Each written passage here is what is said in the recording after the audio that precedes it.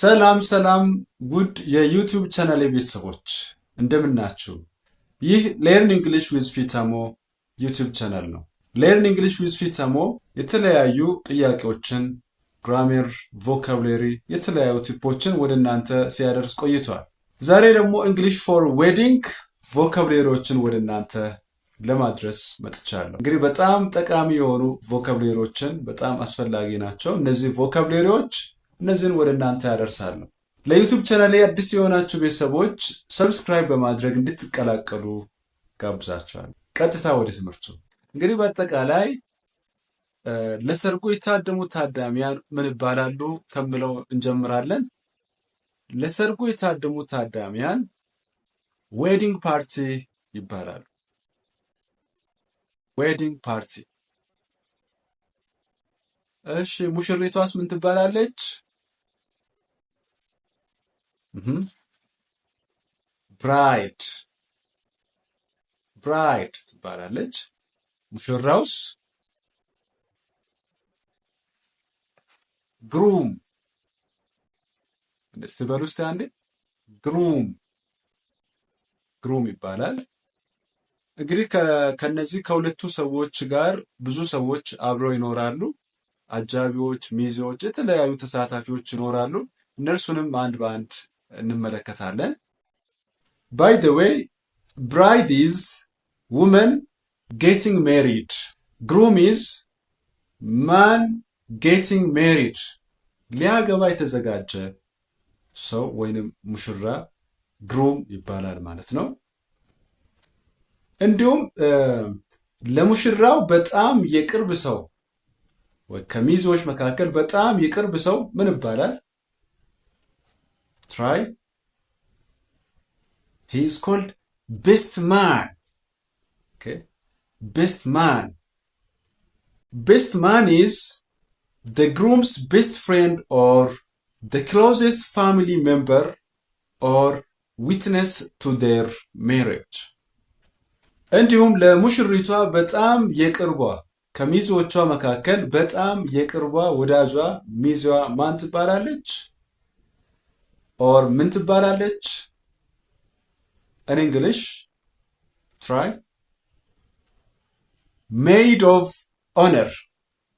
Say it once. Maid of honor.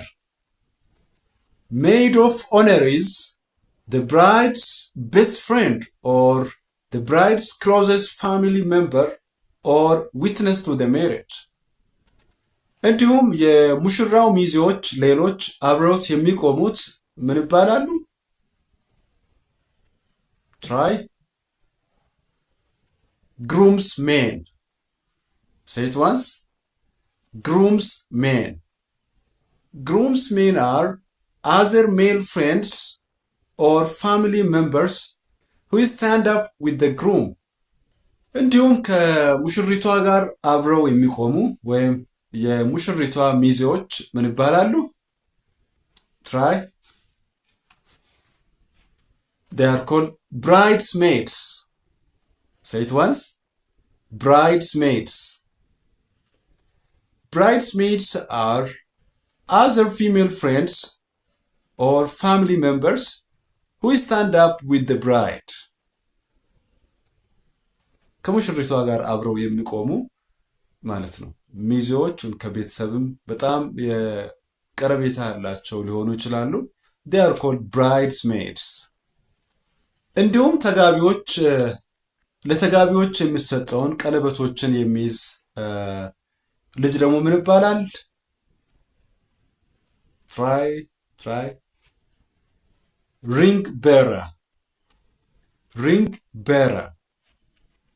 Ring bearer is a young male child who carries the wedding rings. Who carries the wedding rings. እንዲሁም ደግሞ ከጋብቻ ጋር በተያያዘ የሚጠሩ እንግዶች አሉ። ሰባኪዎች፣ ቄሶች ሊገኙ ይችላሉ። የተለያዩ ሰዎችን ደግሞ እንመለከታለን። በአጠቃላይ በሰርጉ ዕለት ላይ የሚጋበዙ ወይም የተጠሩ ወይም የሚጠሩ እንግዶች ምን ይባላሉ? They are called guests. Guests. እንግዶች ይባላሉ። guests are all of the people who go to the wedding። እንዲሁም ደግሞ ጋብቻው በህጋዊ መንገድ እንዲፈጸም ደግሞ ሚናቸውን የሚጫወቱ ሰዎች አሉ። እነዚህም እነማን ናቸው? who are they? priest, minister, justice of the peace. These are the ones who legally marry the couples። እነዚህ ጥንዶቹ በህጋዊ መንገድ እንዲጋቡ የሚያደርጉ ሰዎች ናቸው ማለት ነው። በሰርግ ዕለት ደግሞ በጣም መድረኩን በማስተዋወቅ ዝግጅቶችን በማስተዋወቅ መድረኩን የሚቆጣጠር መድረኩን የሚመራ ሰው ነው ምን ይባላል? መድረክ አስተዋዋቂው ምን ይባላል? try MC። say it once. MC. MC is the person who does most of the talking at the wedding reception። እንዲሁም ደግሞ በዕለቱ ላይ መዝሙርም ይሁን ሙዚቃ ያንን የሚቆጣጠር የሚጫወት ያ ሰው ደግሞ ምን ይባላል? that person is called DJ. DJ is the person who plays the music። እንዲሁም በሰርግ ዕለት ላይ እንግዲህ በጣም አስፈላጊው ደግሞ ፎቶ አንሺዎች ያስፈልጋሉ። እነዚህ ሰዎች ከፎቶ ጋር በተገናኘ የሚሰሩ ሰዎች they are called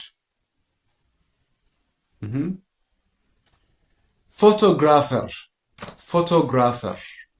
Photographer is the person who takes the pictures of the wedding, or photographer is the one who takes wedding pictures።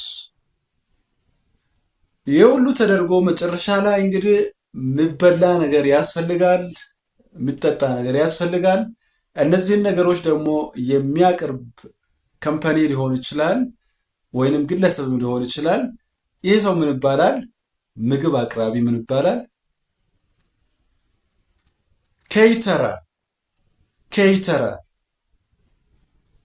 Caterer is a person or company who makes the food for the reception።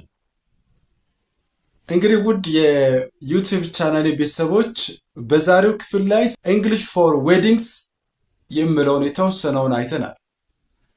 እነዚህን ቮካብሌሪዎችን ደጋግማችሁ እንድትለማመዱ አሳስባችኋለሁ። በዛሬው እንደተደሰታችሁ ተስፋ አድርጋለሁ። ቀጣይ ደግሞ በሌላ ኮንተንት እመጣለሁ። ቪዲዮውን ከወደዳችሁት ላይክ፣ ሼር፣ ኮሜንት፣ ሰብስክራይብ ማድረግ እንዳይረሳ። ከኔ ጋር ስለቆያችሁ አመሰግናለሁ። ቀጣይ በሌላ ኮንተንት እንገናኝ። እስከዚያው ቸርን ሰንብት። መልካም ቆይታ